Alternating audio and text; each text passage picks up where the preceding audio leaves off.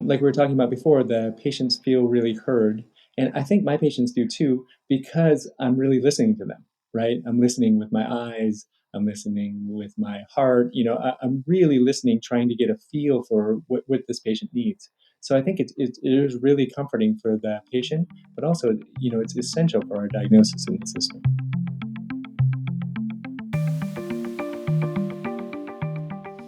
I'm Michael Max, and this is Physiological, discussions on acupuncture and East Asian medicine. I've been thinking about generosity lately. The generosity I've experienced over the years from teachers, the generosity of those who pointed me in a certain direction that might ripen into something of value, and the generosity of the guests who take their time to talk with me here on the podcast, which gives me an opportunity to share the wealth of the perspectives that we have with our medicine with you. Maybe it's the change of the seasons. I look out the window, I see the falling splashes of orange, yellow, and purple. I watch the summer's plump lushness wither into dry stalks and hollow stems. It calls to mind some of the people that have helped me on this journey who are no longer here. I'm more keenly aware today of the generosity of those who gave me a basic framework so that I could get a footing on seeing the world through the lenses and the prisms of the East Asian medicine that we practice. I called to mind those who helped my patients in the future by pointing out my blind spots in the moments when I thought I understood something but I didn't. And I think about the teachers that didn't tell me what to see, but they showed me where to look. The men and the women that threw a spark on half-dry tinder. I'm not sure I would have invested in someone like myself at earlier stages of learning, but they did. I think we all rely on tremendous generosity when learning medicine. We have people willing to share something of what they've seen, share their understanding, even as it's constantly in the process of refinement and clarification.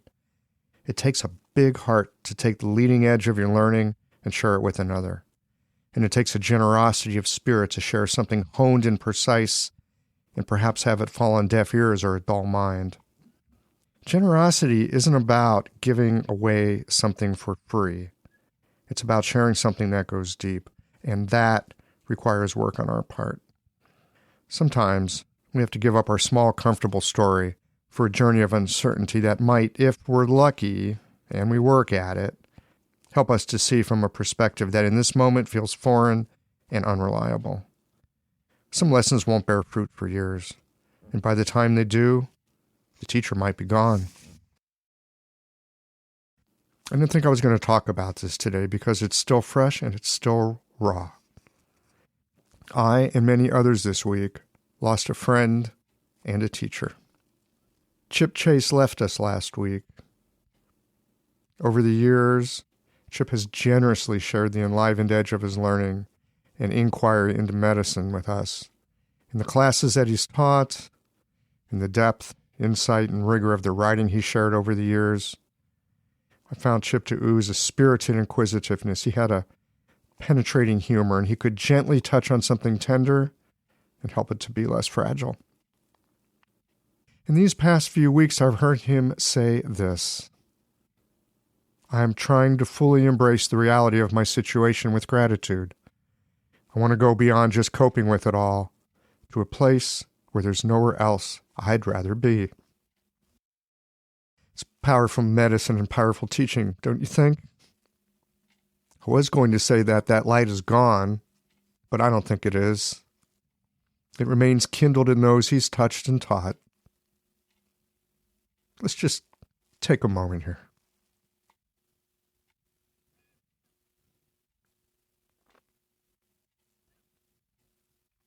Thank you, Chip.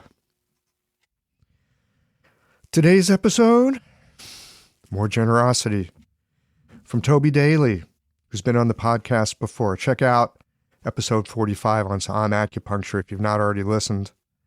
Today, it's not just Toby, but a couple of other practitioners who have been working with the Saam Acupuncture perspective.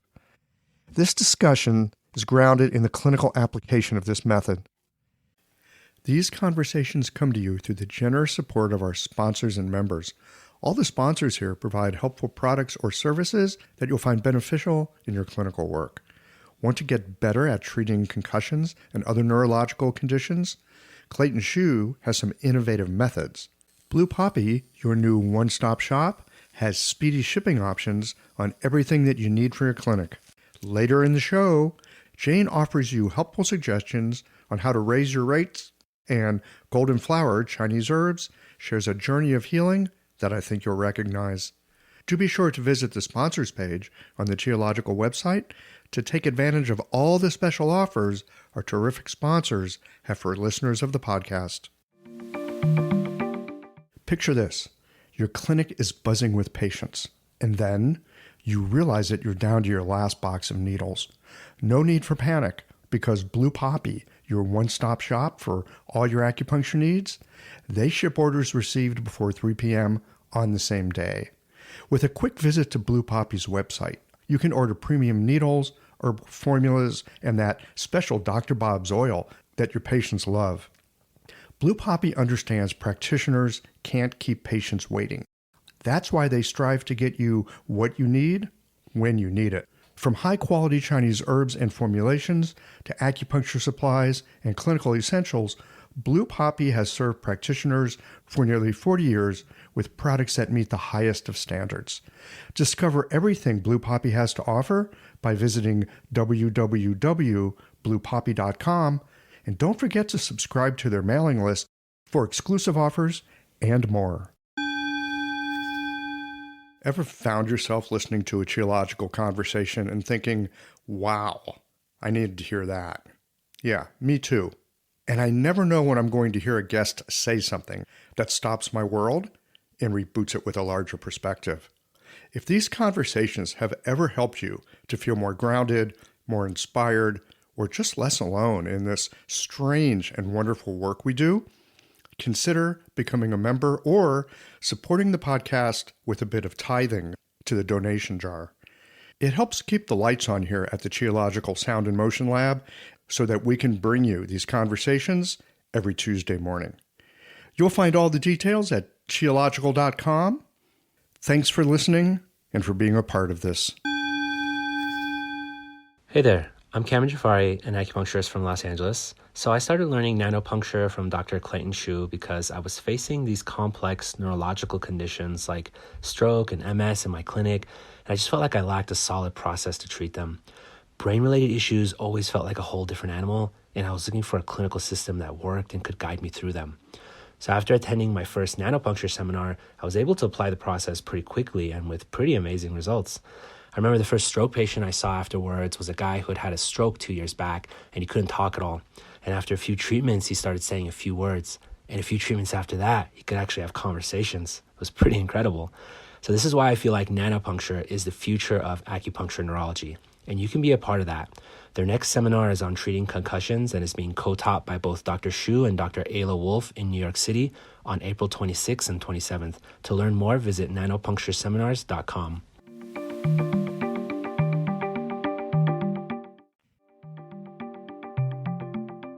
Hey friends, welcome back to Geological. I'm delighted to have another conversation today, not just with Toby on this acupuncture stuff, but a couple of other practitioners that have gotten interested in it. They've got some of their own experience, but more importantly, they've got tons of questions. And so we're here today for another group discussion, a practitioner's point of view on this acupuncture system. So welcome to Geological.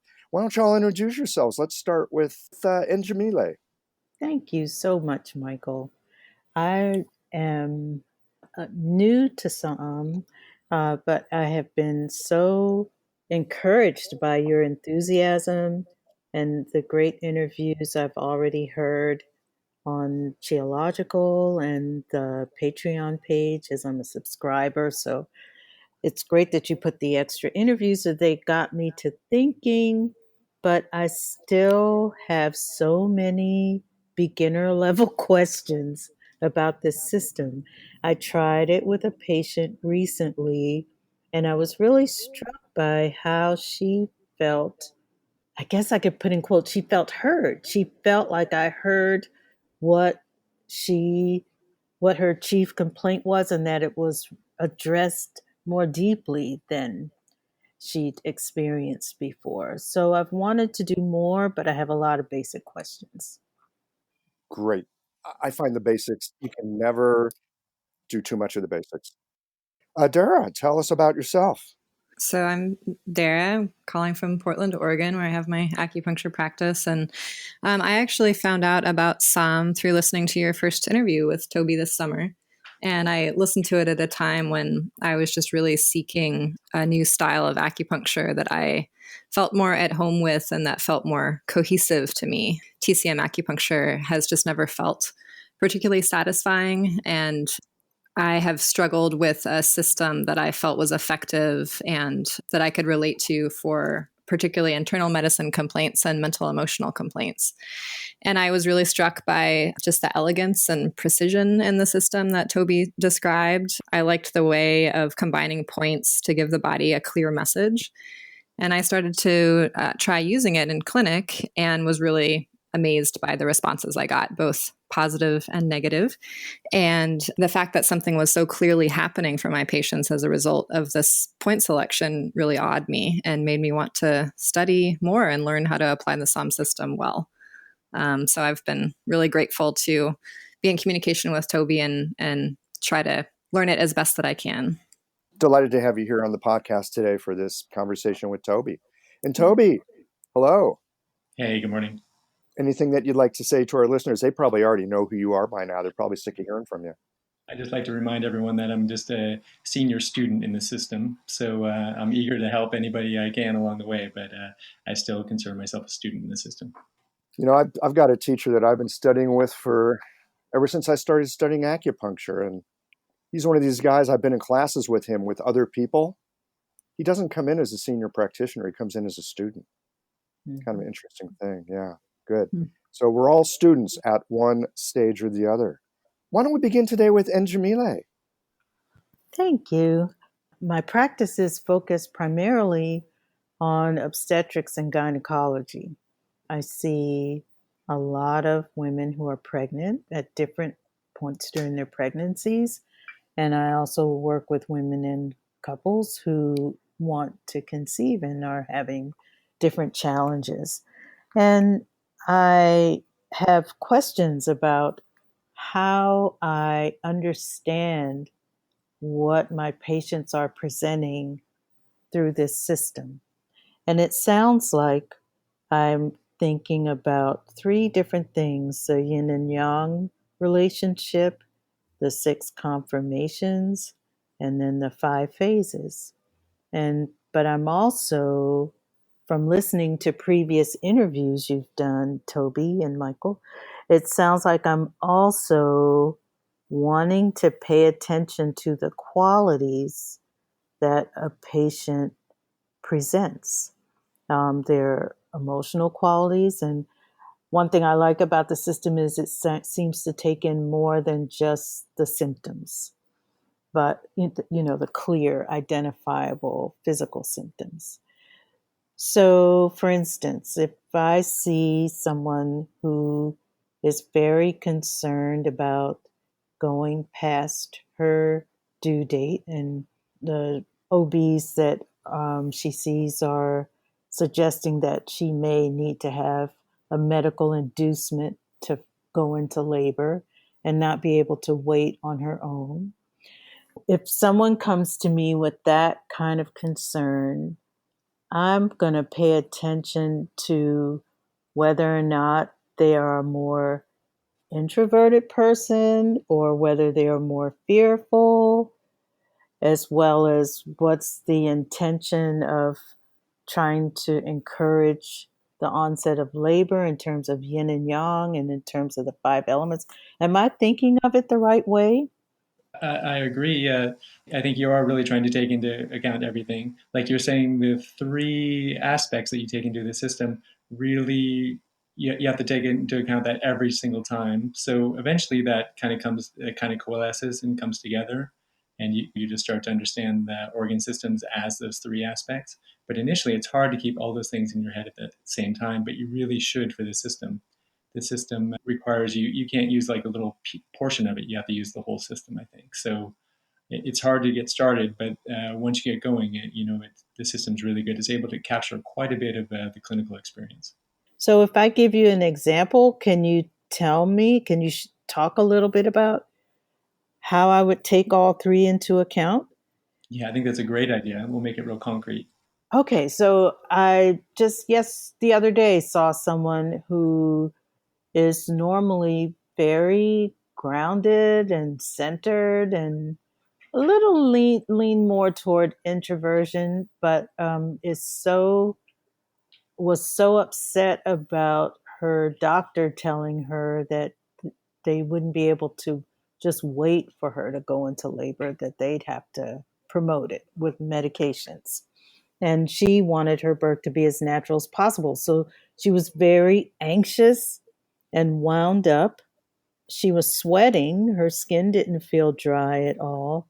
But interestingly, many pregnant women I see at 40 weeks run hot all the time. But she was sweating, but she said her hands and feet felt cold.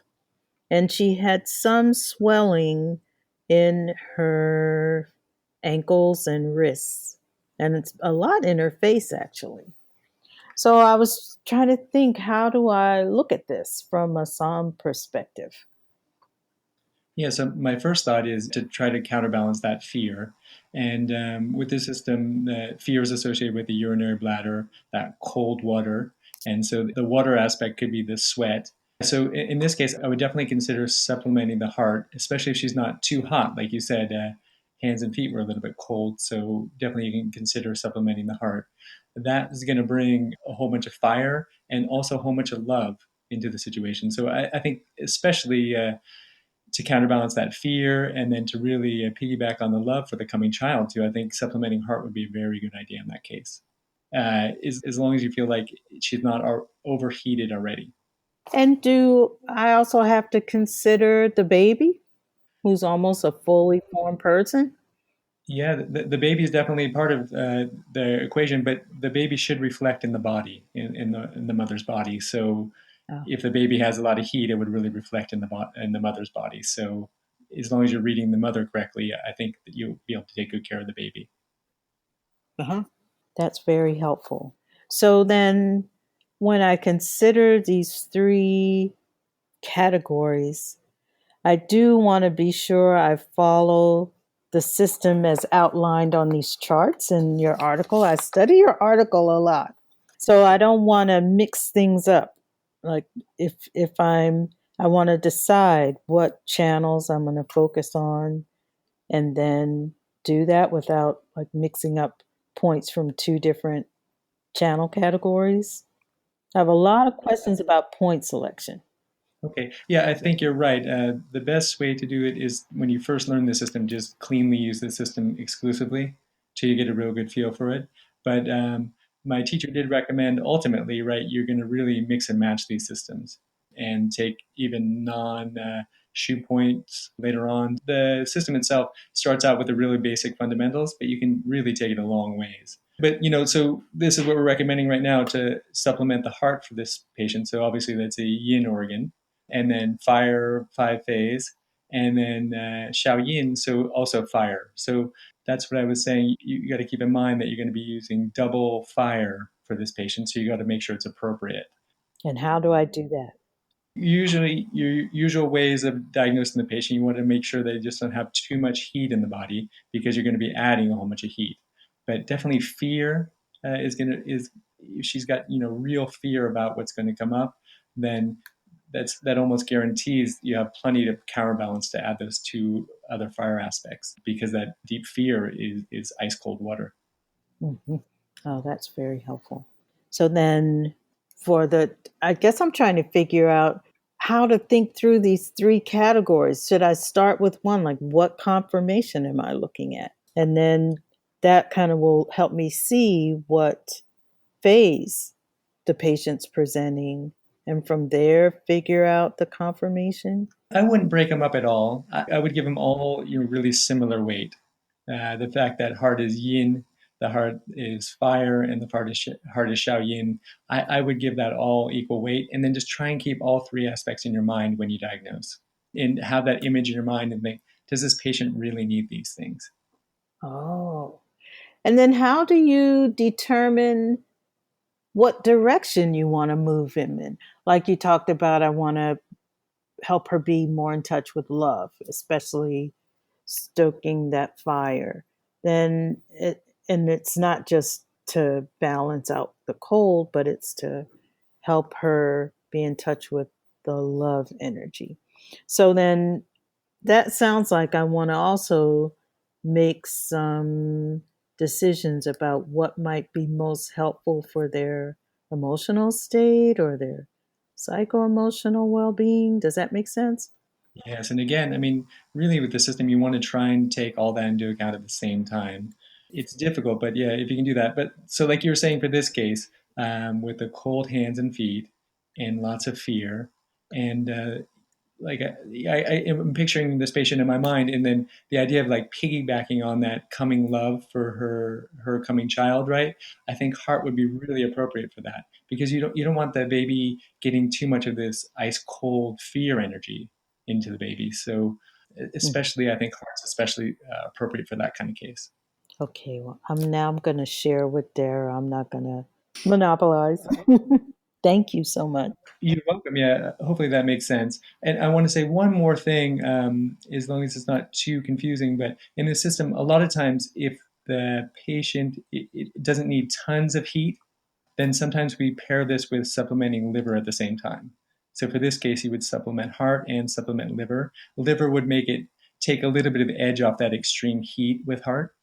And also with the system, liver supplements blood. So I think that would probably be really appropriate for a soon-to-be new mother. So to supplement warmth and blood, I think is really reasonable. And liver supplements blood. Okay. Yes, and this is a great pair with the heart. And do we want to promote movement in a case like this? As it gets closer, you can consider something like that. Usually, like early on in the pregnancy, we try not to use much small intestine because that does a lot of movement. But if she's past her due date, yeah, you can consider supplementing small intestine. Okay. That's very helpful. Thank you. Sure, yeah. So Toby, I actually have a couple questions about the liver. I'll start with a brief one. You had mentioned that you can tonify the liver or drain the sanjiao for yin deficient heat.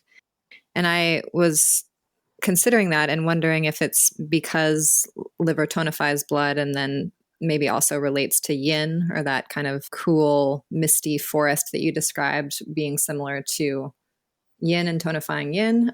And if that's a correct understanding of why you would tonify liver to address yin deficient heat. And relatedly, if you can ever tonify spleen or lung in order to kind of effectively tonify yin.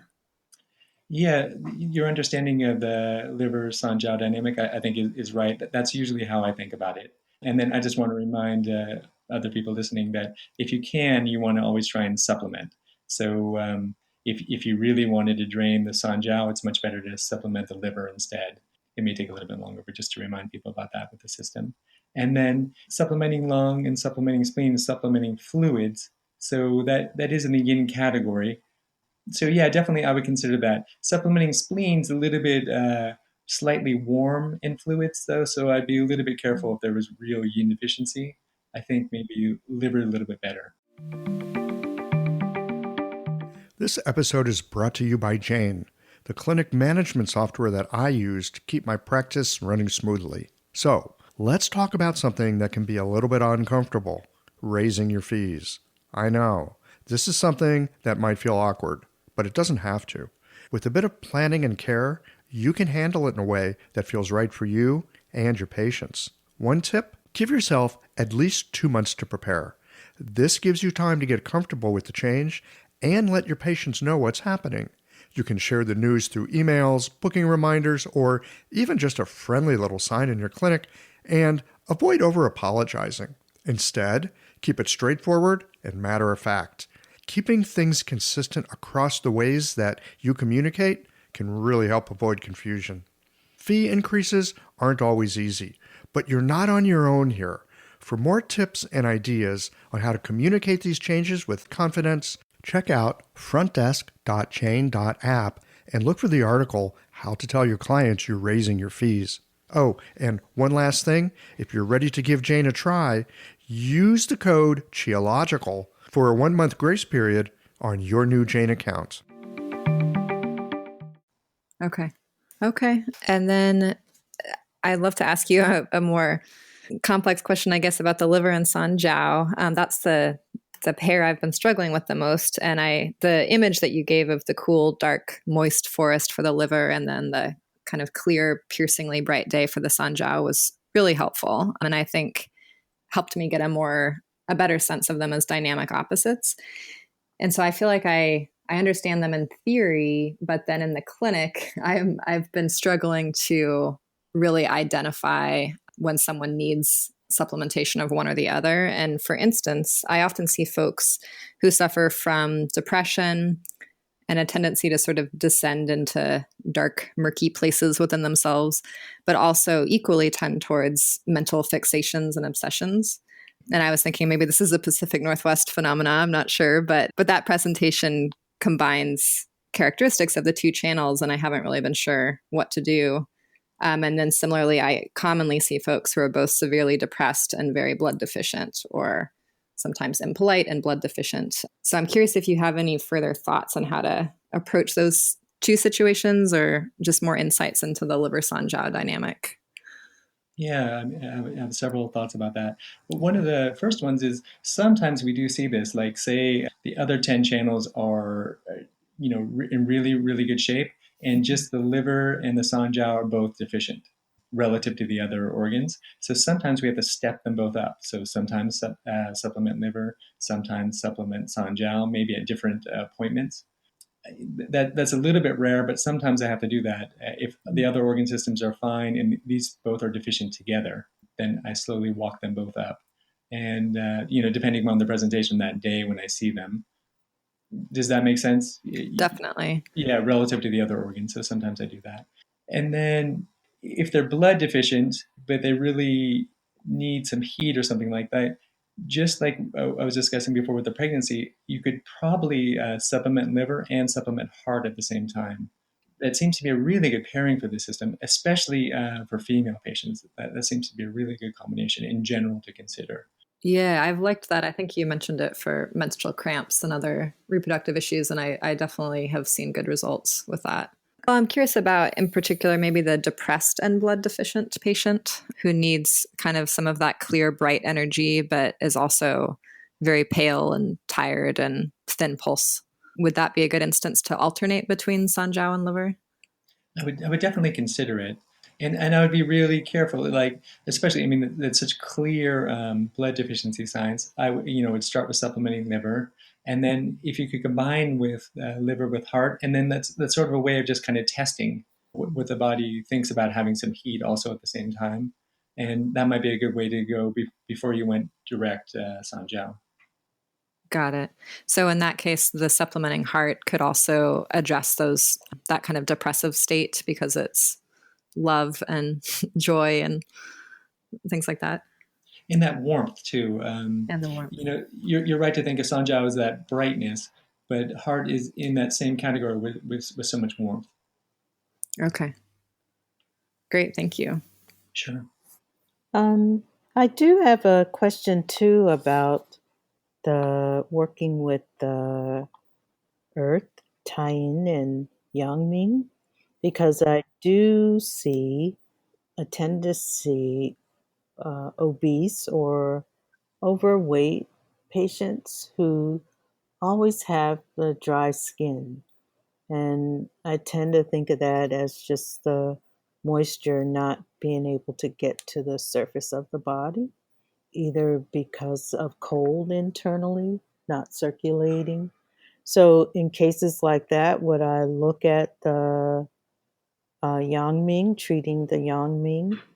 I couldn't figure out excess or deficient. Well, yeah, no, but I think you're right. I mean, if you're sure it's coming from cold that's making the skin dry, then you can consider some of the more warming channels in the system. But if you think it's just an imbalance with what's going on with the body, it's not due to extreme cold that made the skin dry, then we really do think of that as a lung excess. So you would supplement the stomach for that. Ah, okay. If they're too wet on the inside and too dry on the outside. Oh. Michael tried to explain this to me, but somewhere my brain just gets stuck and doesn't make the leap to where are they and why, and where do we want them to, what do we want to promote? Well, let's break it down to three aspects. So I'm saying they have a lung excess when they're obese with dry skin. So I'm saying that they've got too much tie-in on the inside, right, and too much metal on the outside. Metal dry. Ah, Right. yes, that's right. Okay, I understand. So then the counterbalance is the opposite. When you supplement stomach, it's going to dry on the inside and moisten on the outside. So a lot of times I want to ask myself, where do I want to counterbalance this presentation? That's the crux of the system is, yeah, what needs to be counterbalanced. Hmm. And you're right. I mean, you can drain excess, but in the system, we really try not to do that. We try to counterbalance whenever possible. Well, that's a real helpful, important distinction. Yes. Not trying to actively shift something, just counterbalance. Right. The counterbalance by counterbalancing, we're adding something to the system, so it becomes more balanced. By draining, we're taking something out of the system. It becomes more balanced, but actually, the system itself has lost something. Mm-hmm. Toby, you mentioned supplementing small intestine being a possible treatment for dizziness. And that one surprised me. I was thinking of dizziness either relating to wood, maybe being too much movement or too little movement, outward or inward. And I'm curious if you can talk about why one would supplement small intestine for dizziness. Theoretical wise, I'm not sure exactly why, but clinically, this definitely works, and my teacher recommended it. I think possibly, the slight blood moving aspect of small intestine and the moving aspect. I think by supplementing a little bit of blood and then moving the wind helps with the dizziness aspect. Definitely, it works in clinic. I never specifically asked my teacher why. Okay. And would you say almost any kind of dizziness that could be an appropriate treatment? Yeah, as long as they have enough, as long as the kidney energy is okay, I think, yeah, often I consider that. And say if you're definitely sure it's coming from blood deficiency, then I would supplement liver and supplement small intestine at the same time. Okay, great. Oh, I'm just going to jump in for a second. If just because there's a patient that I've seen recently, if there's dizziness because there's a fluid accumulation in the ears, say they had been ill and they hadn't recovered all the way, they're given a bunch of antibiotics and that's kind of thrown things off a bit. And so the ear feels plugged and it feels full, and there's some dampness in the system. You can see it on the tongue, feel it in the pulse. I've been doing small intestine for this person because obviously that's partly where the issue is, and I'm trying to get things moving along. Would you throw in something that helps to create some dryness, something out of the Yang Ming category to kind of heat it up a bit and dry that stuff out, or just go with the small intestine? No, I think that would be a great combination, especially, yeah, if you're sure it's coming from dampness, then it would be great to add large intestine or stomach or something like that, whatever is really appropriate, plus small intestine. I think that would be great. That would be a great combination. Okay. Gosh, I have so many potential questions. I have a patient that I'm seeing today whose main complaint is inhibited urination and BPH, and I think actually some erectile dysfunction too. And I was trying to think how I would approach that with some, particularly the inhibited urination.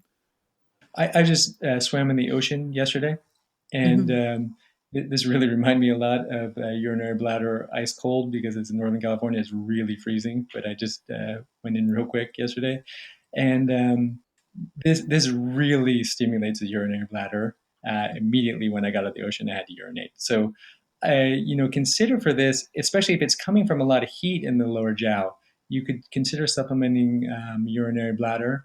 It really stimulates the bladder and really wants to flush things down. Okay. You haven't seen the patient yet, so you don't know hot or cold, right? I have seen him in the past, and he's kind of been on an herbal regimen for a while, and I haven't seen him in a couple months. So he's going to come back in, and I'll see how he's doing. But he's definitely more on the hot side, so that fits well. Yeah, I've used that before for inhibited urination, and it's pretty effective urinary bladder by itself. That's great. Okay.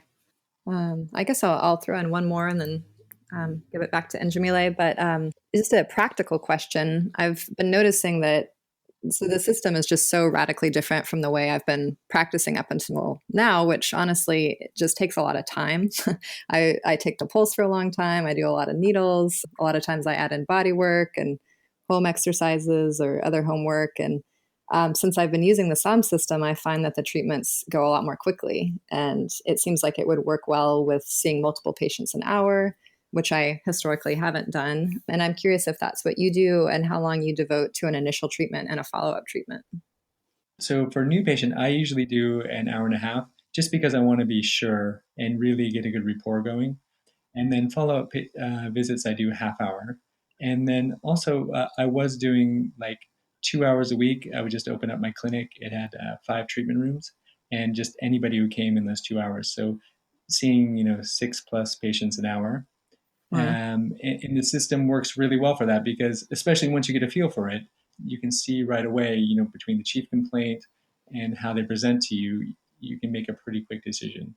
So I think it's better, if at all possible, to really go slow and work with the patients to make sure you're right, definitely hot, definitely cold, or something like that. But once you get a feel for it, you can go really quickly. Okay. And so you have that initial hour and a half visit and then follow ups. And do you do kind of a longer reevaluation at some point? Or do you find that you don't really need to have a longer visit again? I don't usually find that. Sometimes, like if I'm confused or something like that, I will spend longer with the patient just to try and drill down on something that's going on, and then maybe like see another patient and then come back to that patient really quickly to see. Sometimes I do that when it gets really confusing. But like you can see from your experience with the system, you usually get pretty quick feedback right away. Right. So it tells you almost right away your idea is wrong or right. Mm-hmm. Mm-hmm. And so if the person that you had been treating were to come in with a new complaint, do you think you know enough about what could be contributing to it at that point because you've gotten a sense of their constitution? Or I guess would that take longer to kind of get really clear about what was contributing to that complaint, if that makes sense?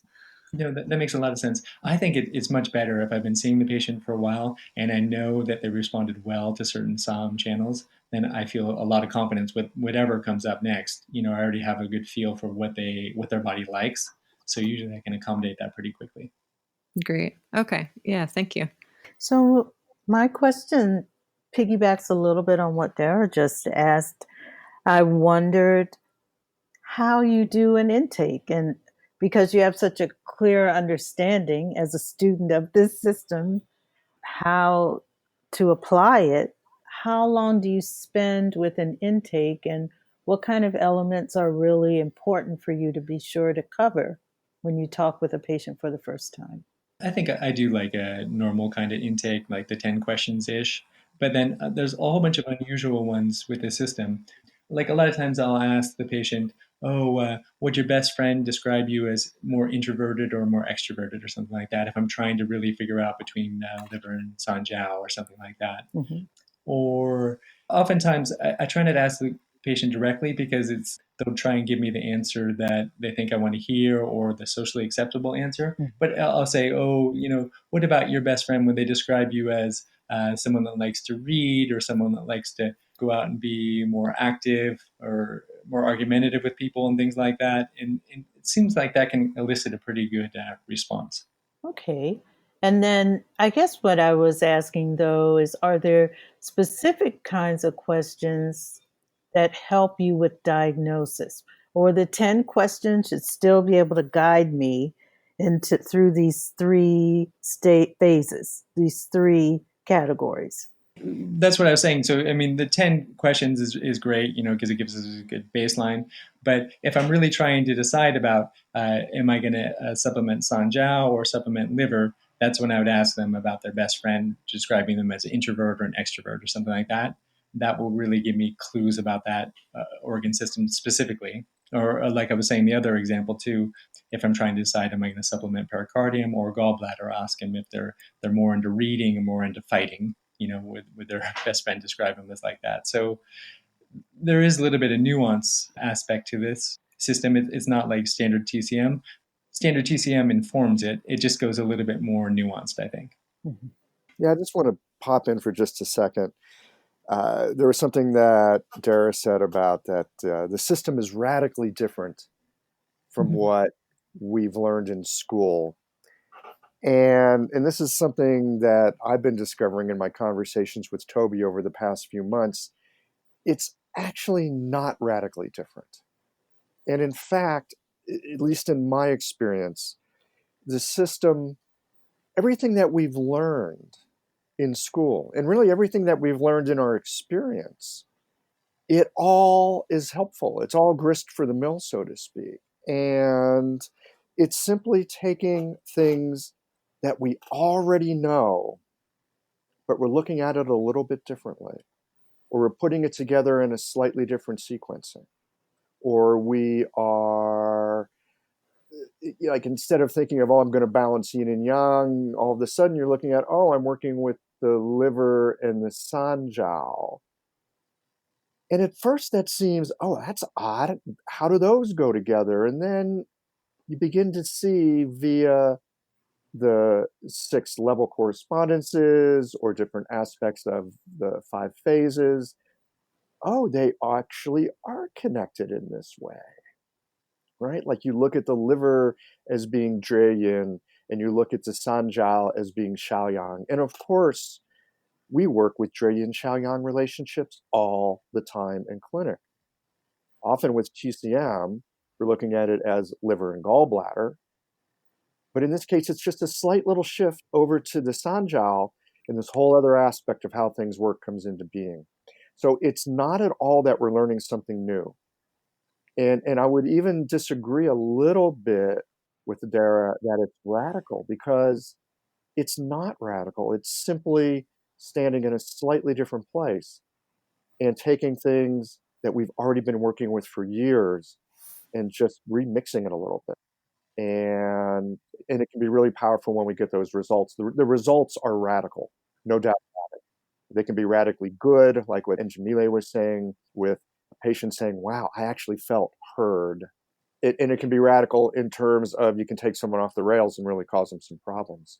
So the results can be radical, but the system itself, I think, is deeply integrated. So, Mike, I just have to say I totally agree with everything you said, and I have loved that I've been able to apply the theory and practice of the medicine that I have learned. I think what I meant was that on a practical level, like day to day in the clinic, in terms of how I'm spending my time, that's what feels radically different. So prior to this, I practiced the Shen hammer pulse system. And so a full pulse intake is actually, 45 minutes to an hour, which is what I was doing initially, until I realized that I just was not going to be sustainable for me. And then I tend to use a lot of points. I use a kind of intramuscular motor trigger point system for pain, which I usually use quite a bit more needles than 4 or 8. And even treating internal medicine conditions, I would use a lot of needles, and basically just crafted a treatment style where I was spending a lot of time and a lot of acupoints. And so that's what feels so radically different, is sometimes I just put in 4 needles and that's it. And I'm like, I feel like I should be doing more, but I also get results with just that. And so what more could I want than results from the treatment? So that's kind of what I'm dealing with shifting in my practice, if that makes sense. Imagine this. A patient walks into your clinic. They're carrying more than the pain in their body.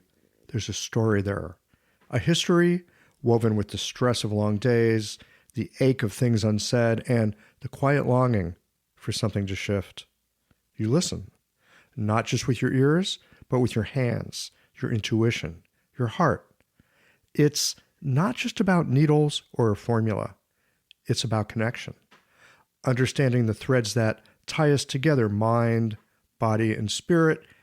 That is where golden flower Chinese herbs comes in.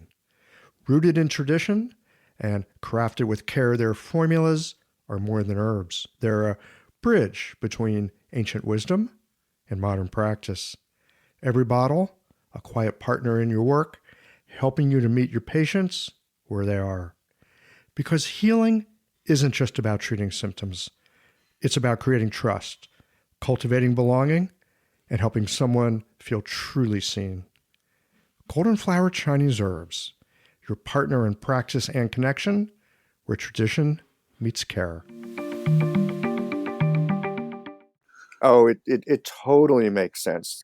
In describing the way we work as being radically different, I would absolutely agree. And the other thing that I'll say for myself, because I'm basically a lazy person, this is a great acupuncture perspective to use if you're lazy. How do you mean? Well, because I don't spend tons of time on the pulse. I don't spend tons of time trying to figure out in my head, oh, well, it's, there's this yin deficiency, it's giving rise to this thing, and then, blah, blah, blah, da, da, da, da, I'm not crafting this big elaborate thing. I'm looking at them and going, well, first of all, if they're skinny and kind of rude and, they got acne and kind of greasy skin, and they're always complaining about how stuff never goes right for them, Mm-hmm. I just immediately go, oh, well, that's a stomach excess. I need to treat their lung and maybe throw in some pericardium to chill them the hell out. And I can do that diagnosis in 5 minutes. I mean, I've had people come in, they just start acting a certain way. I look at their body type and I go, oh, yep, that's that. I mean, unless something comes along that makes me go, oh, double think that, sometimes it's very easy to dial things in. The big fat woman with dry skin, driving a very nice Mercedes, carrying a purse that's more than I'm going to make in a day, and has got some breathing issues. I mean, that's super simple.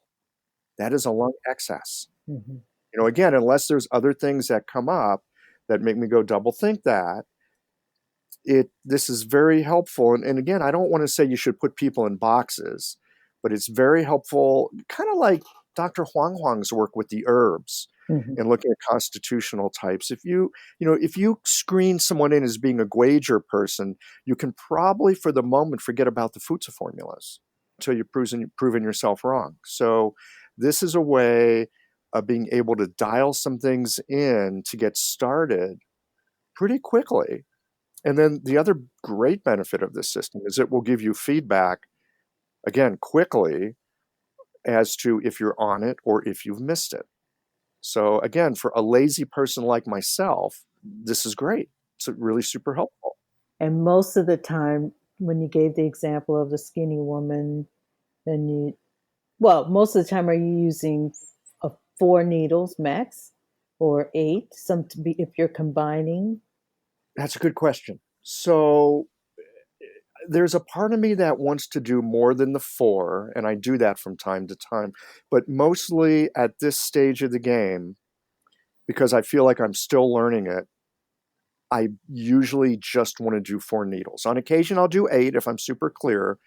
But as much as possible, I just want to do the 4 needles because I want clear, direct feedback on one data point alone as to how things are going. Mm-hmm. And again, because I'm still learning it, it's a little bit like if you're really wanting to learn Shanghanlun formulas. You don't want to start off with a bunch of combinations. You want to start off with just the formula, use it in an unmodified way, really learn how those things work by themselves.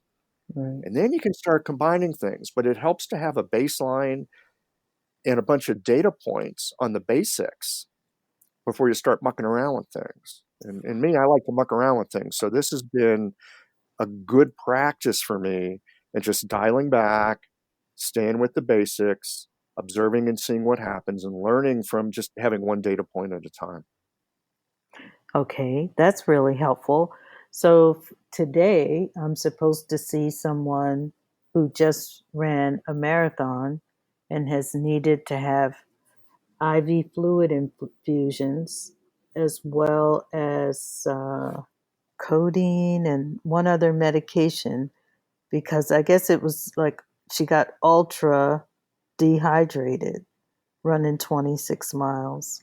And she said she's having severe nausea and abdominal pain, and the scan showed that her colon's inflamed. I would imagine from dryness, but I'm not sure. So, can you two, Toby and Michael and Dara, all 3 of you, walk me through how I would think this through, please? I'm going to take a shot at this, and then we'll hear from the advanced student. So yeah, so, first of all, she's a marathoner. Does she tend to be thin? Well, she was more obese and dropped half her body weight in less than a year and did a lot of hot yoga and keto diet. And yeah, cut her body weight in half. Okay, so I would, and this thing with her colon being inflamed, you said there was a scan. What kind of, was it colonoscopy or what else? What did they do? It was a CT. She thought something was wrong with her appendix. I guess she's having pain too. Yeah, the abdominal pain on that side where the appendix is. So my thought would be that there's some internal dryness exacerbated by doing a marathon and getting dehydrated. So super dry on the inside. I would look to increase the fluids and probably tonify the spleen because the spleen was double damp. So I would double down on the dampness. I'd first want to check her tongue. If her tongue is like real super puffy and damp, I'd have to double think that or rethink it. But as long as I wasn't seeing signs of extensive dampness, I'd double down on the spleen. Again, just do it on one side and see what happens. It would really give you some very good, quick feedback. Toby, what are your thoughts on that?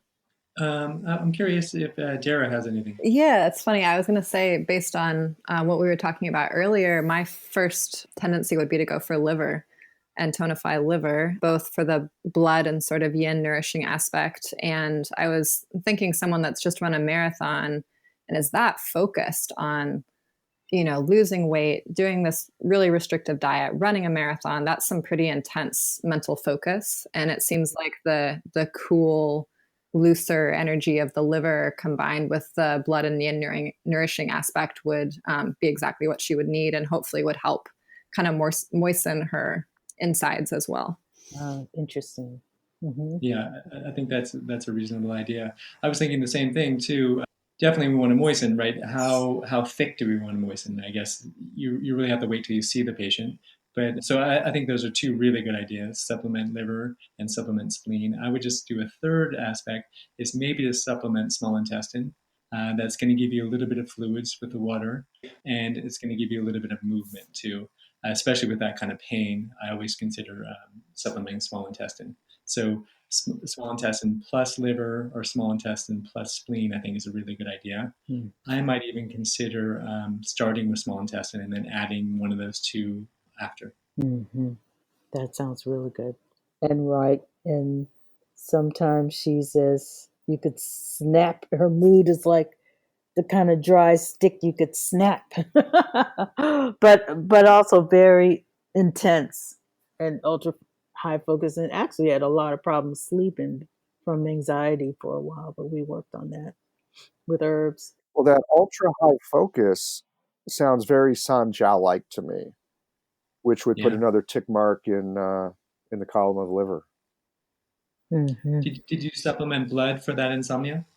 No, actually, just kind of tried to bring the chi down, tried to like balance yin and yang because it was like her yang was not rooted at night. It was like grate your tongue with the muli and longu. She liked that a lot. Settled her heart too. So yeah, that's what we did. She liked that a lot. But then when she started training for the marathon, she didn't want to be that calm. She liked that anxiousness because it pushed her to run. That's interesting. Thank you. Yeah. Toby, can I ask you a question about the system with the Shen hammer pulse?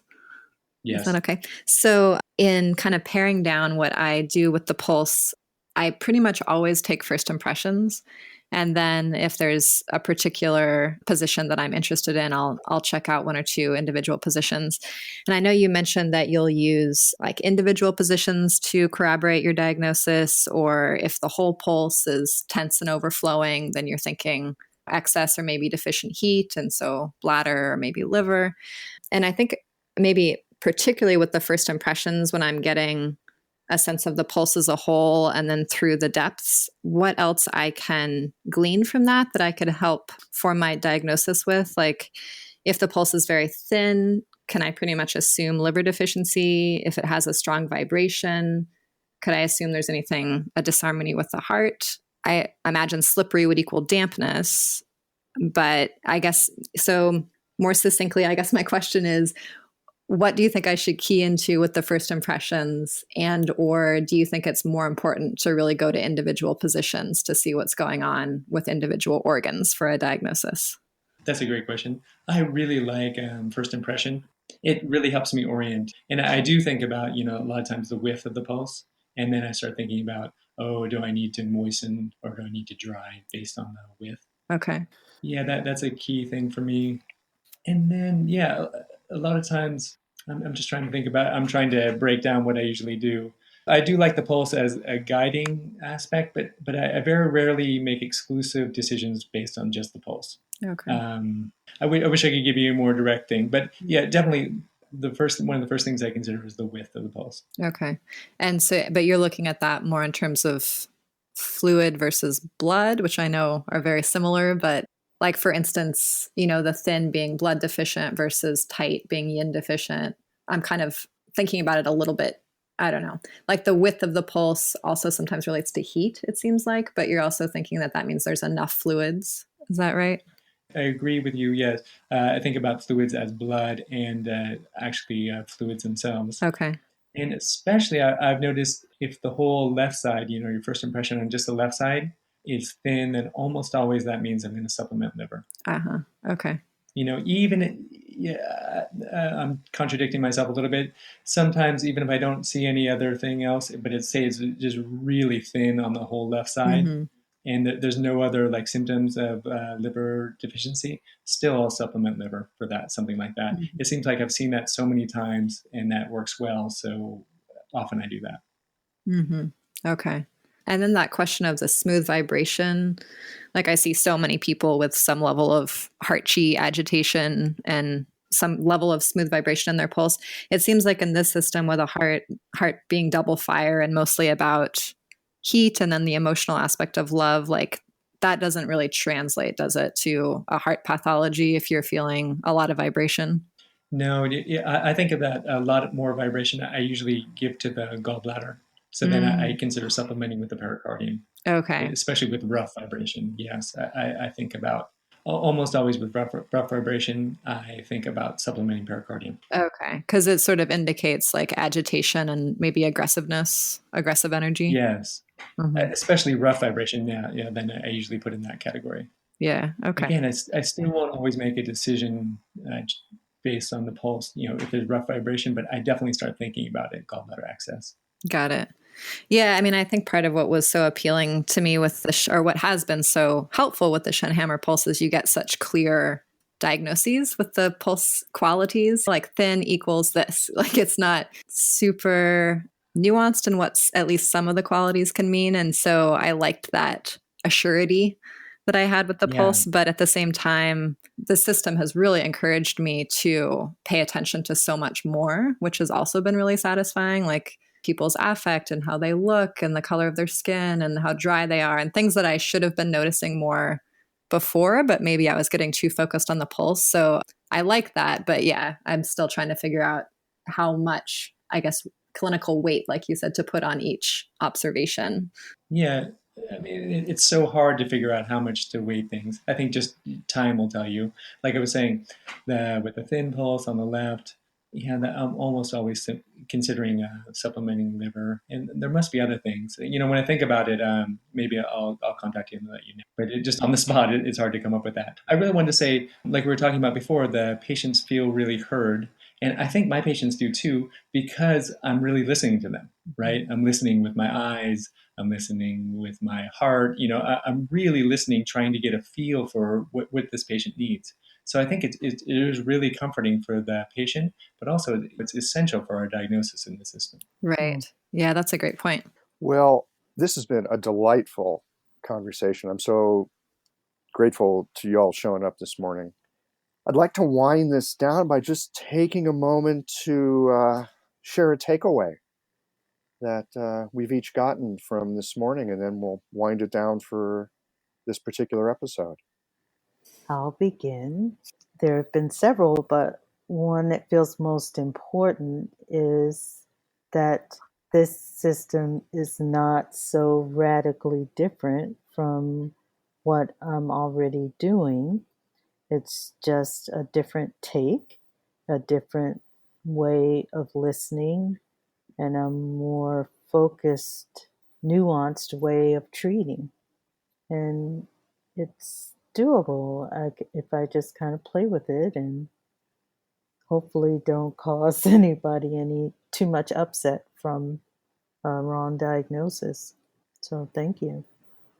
I guess the thing that is sticking with me the most is actually something that I've heard Toby say before and that we've talked about, which is, whenever possible, add something to the system rather than take something away.